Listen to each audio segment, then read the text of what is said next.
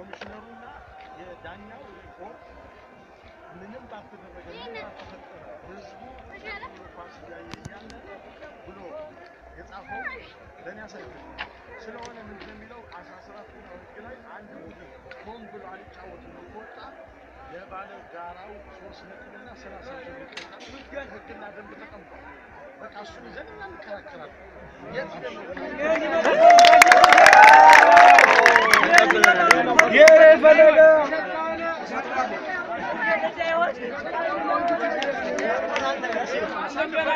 አሳልፈን እኛ የእነሱ ደጋፊ ነን ማለት ነው።